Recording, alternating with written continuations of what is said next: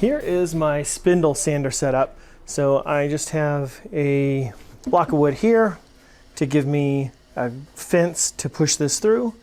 Then the neck will go in here like this.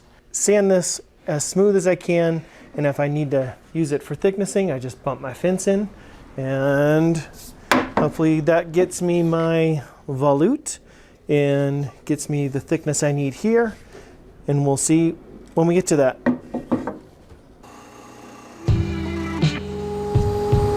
So there's the beginning of that. I'm just going to adjust the thickness.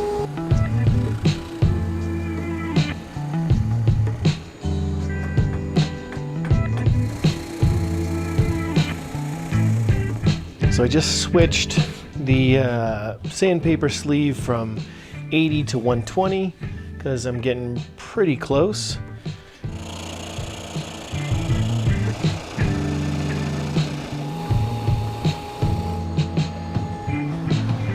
All right, so I hit that with 120.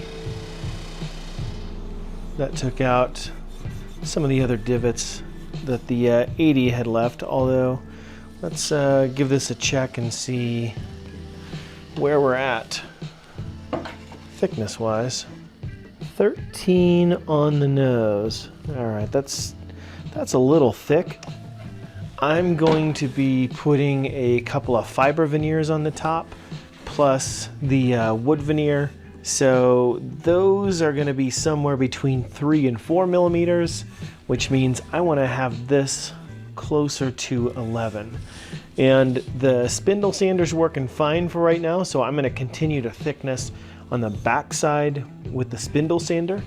If you don't have a spindle sander, you can do this with a plane, you can do this with a scraper, you can do this with sandpaper. If you have a belt sander, a small desktop belt sander, you can rig this up to do something very similar. There are a number of ways to accomplish this, but for me, this is the easiest. So again, we want this, the total thickness to be somewhere between 14, 15 millimeters, but we really don't want to go any thicker than that. For me, 14 to 15 is perfect. And right now we are sitting at 13, and I'm going to add 3 to 4 millimeters of fiber and wood veneer, which means that I need to get this down closer to 11 so that when I add those 3 to 4 millimeters, that I will be 14 to 15 millimeters thick. All right, I'm going to continue to thickness this.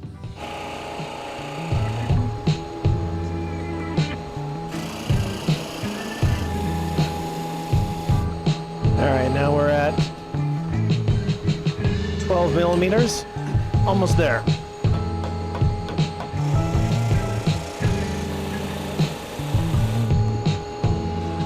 All right, now we are at 11.5. I'm going to knock that back just a little bit more and do a final pass.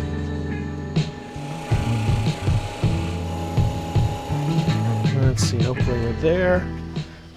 Yeah, 11.1. 11.1. Yep.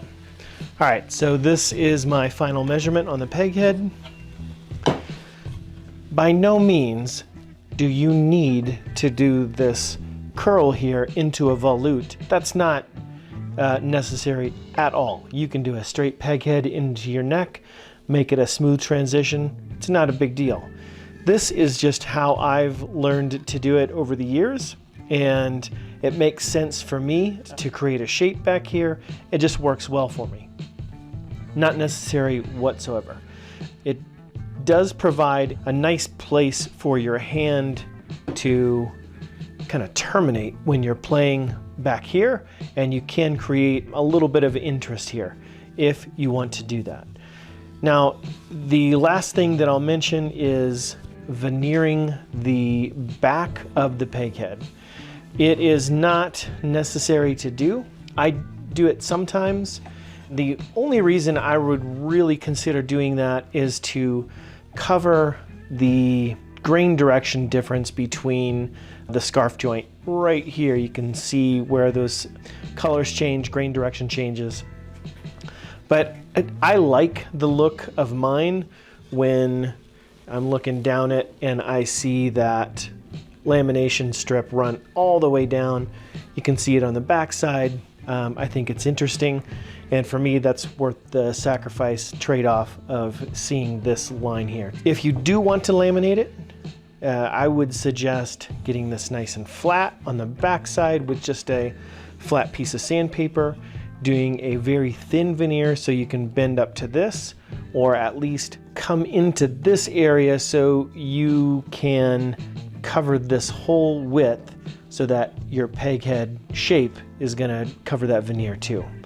Veneering the back is a little more difficult, but it's really not that much trouble. Next thing we're gonna do is to create the slot for the truss rod, but we are going to pick that up in the next video.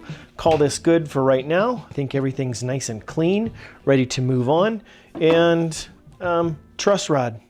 See you in the next video.